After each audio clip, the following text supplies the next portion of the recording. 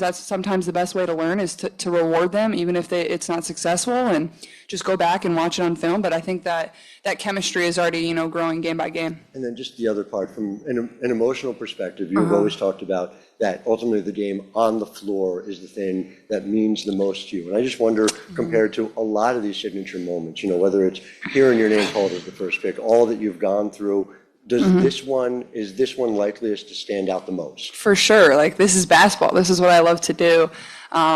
This is something I've dreamed of ever since I was a young girl. So now that it's really here and you're getting to enjoy it, like, man, I'm so lucky. Like, I get to do this as my job. So I think getting to put on my uniform, like, this is a little different than a preseason game. Like, this one really counts. Like, this is the real deal. Like, this is on ESPN. So, we're going to go out there and give it everything we have. And I think this is definitely up there with some of the best moments of my life, for sure. Second row on the right. Caitlin, there's been so much talk and expectation. We're at 6 o'clock. Tip-off is in 90 minutes. Can you just talk about how badly you want 7:30 to be here at this point? Yeah, I don't like sitting around all day. It kind of stinks. Like, I just want to get out there and play. We don't need shoot-arounds. We don't need that. Like, just go out and play. And honestly, it's different. I was telling my teammates in the locker room, was like, at Iowa, like, we would just show up like an hour and a half before. We kind of warm up a little bit and just head out there for the game. Like, we got here like 2 hours and 15 minutes before. I got plenty of time to sit and think about it. So, but no, I mean, this is exciting. This is fun. Like, the atmosphere, you can already tell, like, there's just a different buzz in the air. And, that's what women's basketball should be. So I'm excited.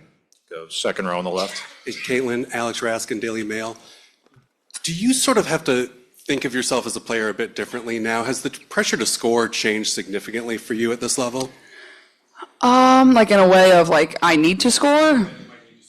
Oh, I mean, hey, that would be great. I think I think my time in college, it was like, I had to do that for my team. And I think now, being on the professional level, it's like seeing how I can impact the game, maybe even if, like, it's not an assist or it's not a basket, just the attention I'm drawing, whether I'm standing in the corner and they can't help off me, just like the little things that you learn that are definitely not showing up in a box score, and probably a lot of people watching aren't even noticing. But when you go back and watch the film with your coaches, it's like, this is making an impact on the game. So I think it's the little things. I don't put pressure on myself to score a bunch of points. I think that's just going to come. But at the same time, I know this team's going to need me to score. So it's finding that balance. But also, they're going to need me to pass and facilitate and organize the offense and organize our group. And sometimes that's, obviously a little different as a rookie. Like, you got to find your voice coming in here. And I think that's been something I've been trying to navigate. But yeah, I mean, I don't feel much pressure to score. I also didn't feel much pressure to score in college, and I still did it anyway. So, Go first row on the right. Yeah, Caitlin, hi.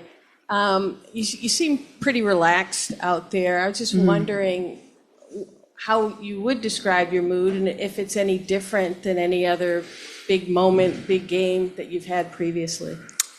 I feel like a little kid. Like, I just feel like really excited more than anything. Like, I don't really get nervous. Like, I don't get like anxious. Like, I just get like a giddy excited feeling. Like, I'm just can't wait for the moment to be here and just go out there and play the game and have a lot of fun. To me, like, it's just a game. Like, if we walk away without a win tonight and we know we did everything right to get better, and, you have a quick turnaround, you get to play again on Thursday. Like, that's what this league is. Like, you can't just, dwell on one loss. Obviously, our goal is to go out there and win and dominate in all areas, but I think our group knows, like, if we go out there and play the way we should for 40 minutes, we're going to get the result we want, but we're also going to get a lot better. So for me, like, it's just basketball. Like, that's what I try to remind myself, and that's what Coach Christie says too. Like, this is basketball. Like, don't overthink it. Just go have fun. And, we know a lot of eyeballs are on it. We know a lot of people are going to be here. It's a sellout. I think they're first since 2003. So how lucky are we? Embrace the moment and go take it. Back row on the left, Ben, go ahead. Hey, Ben Pickman from The Athletic. You talked about waiting around, and wanting just this night to get here. Just what was it like? What was going through your mind as you did walk out on the court for warm-ups and began to warm up? What are you kind of thinking about? I was like, oh my gosh, how is the 90-minute clock not started? That's what I was thinking. But I think just, I don't know, like I said, like, there's just like a buzz in the air. Like, I was just like excited to get on the court. Like, I was waiting in the locker room for my court time. I'm like, come on, like, is it my turn to warm up yet? Like, I'm just ready for the game. I think I'm ready for this moment. No matter how it goes, good, bad, whatever it is. Like, this is a first for me. It's a great learning opportunity.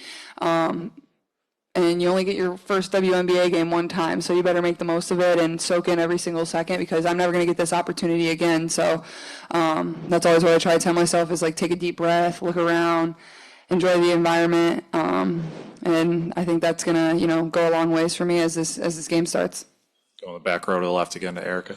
Thank you. Erica Ayala with CBS Sports. Caitlin, you talked about shoot around, but I noticed that the first person that you greeted from the Connecticut team was actually head coach Stephanie White. What was that like to just be able to catch up with her in your pro debut? Yeah, she's obviously called a lot of my games all throughout college, and I just think she has a really great basketball mind. I think she's done a great job calling college games. It's been great to see her on NBA games. I think what she's done is she's obviously, she's been a trailblazer, honestly.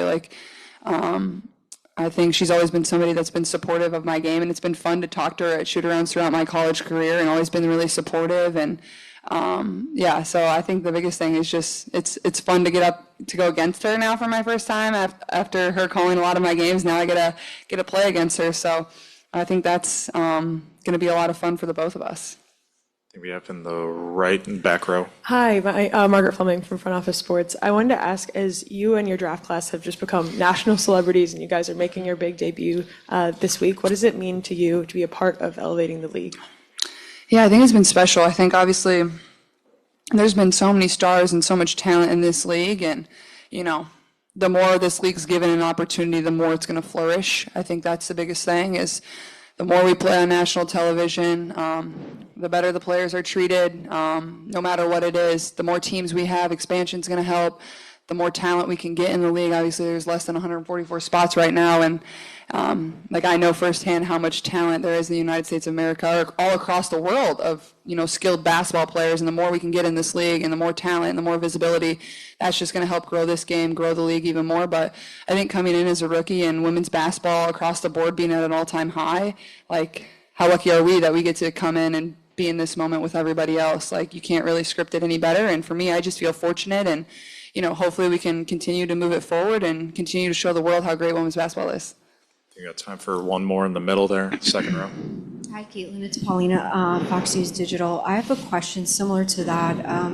There's been a lot of discourse around your rise in popularity, even before college, and I was wondering if you had recently seen Aja Wilson's comments about that, and if you had a reaction to that. I have not seen her comments, She just but essentially honestly, said to the AP that it was there's a race element in her eyes, and I was wondering if that's something that even comes across your mind.